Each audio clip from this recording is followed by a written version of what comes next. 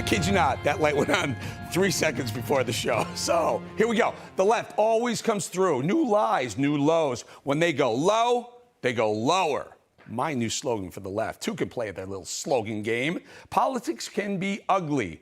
It's a bloodbath, something. It's a blood sport. But in the aftermath of an awful tragedy that took place in Buffalo days ago, the ugliest politics has come out. This is when the left does what they do best or worst. They're rebranding. The blatant molesting of a moment to push their ugly agenda. When they go lower, they go lower. And now the left has reached a shocking new low. The transparently political attempt to blame political opponents for the murderous rampage of Peyton Gedron in Buffalo. The left came out running to exploit that mass shooting for their political means. It's their go-to vice to come after America's guns and the Second Amendment. Predictable. But what happened next has pervaded mainstream media and leftist politics for days now. When they go lower, they go lower. And it never fails. Senate Majority Exploiter-in-Chief Chuck Schumer seized the moment to double down on the Dems' new focus group tested 2022 midterm election campaign theme. That's right, MAGA Republicans. Unfortunately, with each passing year, it seems harder and harder to ignore that the echoes of replacement theory and other racially motivated views are increasingly coming out into the open and given purported legitimacy by some MAGA Republicans and cable news pundits. Oh, yeah, MAGA Republicans, cable news pundits.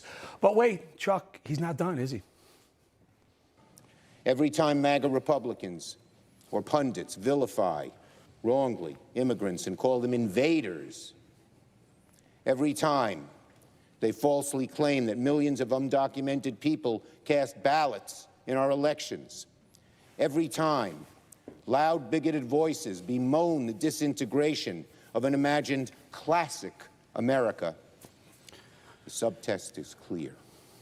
These hard-right MAGA Republicans argue that people of color and minority communities are somehow posing a threat way of life, to the American way of life. They love to bring in those invaders, those illegal immigrants, and they paint the GOP as racist for not wanting to have undocumented, potentially dangerous people pouring into our country. We look to protect our borders and Americans, something the left clearly cares nothing about at all. Their policies show that again and again. But here's the thing. They are the ones who make everything about race. In a few years, we're going to be a majority brown country. White people will not be the majority in the country anymore. This will be the first generation ever in American history in which whites will be a minority of the generation at some point. As of 2007, every year, babies being born in this country, whites now are the minority. In 2044, everyone is going to be a minority. As the demographics change, as white people become the minority in the country, which is coming. Demographics is destiny. Demographics is destiny. Demographics is destiny, right? The country is changing. I've been saying it here. Other people have been saying it here for years now, even before Donald Trump. The demographics is destiny. The white population is declining for the first time in history in America, while the number of multiracial Americans have more than doubled. Isn't that white replacement theory right there? Isn't that exactly what they're saying? Politicians like Chuck Schumer should know better. Chuck and his leftist cohorts say that the Buffalo massacre was caused by the political opposition, rational political opposition, by the way, to unchecked immigration or pushing ballot integrity and American values, a core of the right. That those principles drove Peyton Gedron to kill 10 African Americans at a Buffalo supermarket. Gedron did descend into some ideological rabbit hole, but he's also likely mentally ill, a fact that Biden's new propaganda secretary was all too quick to dismiss hours after the shooting on Monday. I want to also underscore that the overwhelming majority of individuals with mental health problems do not commit acts of violence. Okay, fair. And so comments that make this about mental health only further stigmatizing mental health issues and detract from the other issues like gun violence that must be confronted in our society. So just want to make that clear that we are not stigmatizing. Did you get that? She threw gun violence in. This is hours after the shooting, and she already said, oh, no, don't make this about mental illness, because not that. It's gun violence. She has no idea.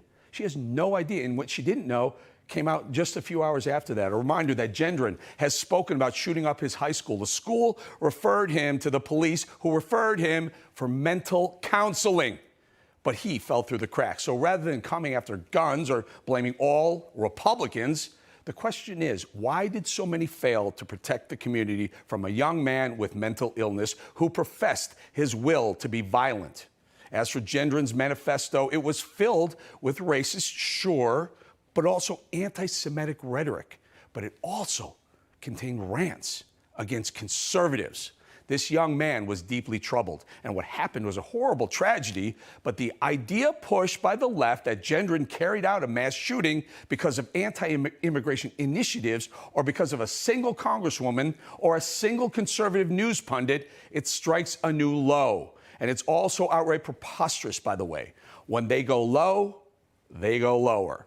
And as usual, the media's massacre blame game goes only as one way. When a deranged black man ran down white grandmothers at a Waukesha holiday parade in Wisconsin, the media very quickly turned it away from that story. It was an awful story. Where were they? And where was Joe Biden then? He didn't show up in Waukesha, but he did go to Buffalo.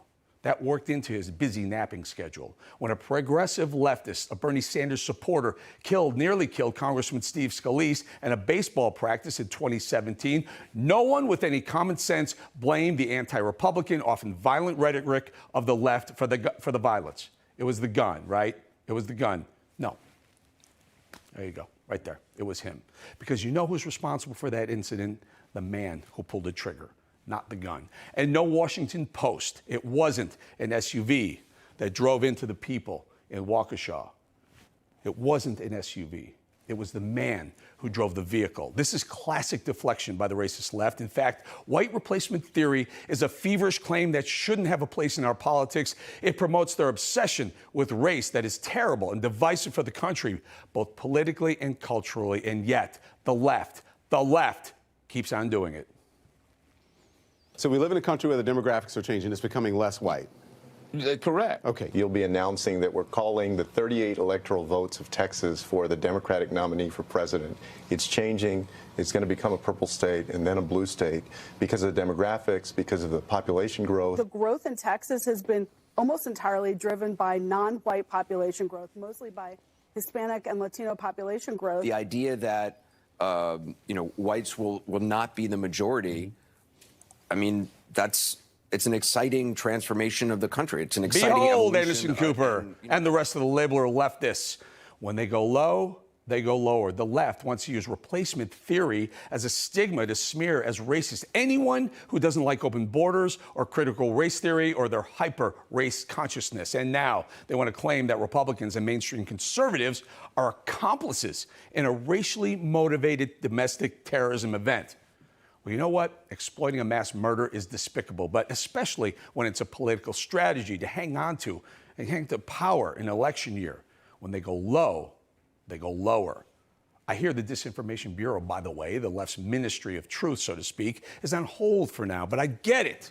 Why just have a bureau dedicated to disinformation when you have an entire party doing the job just fine?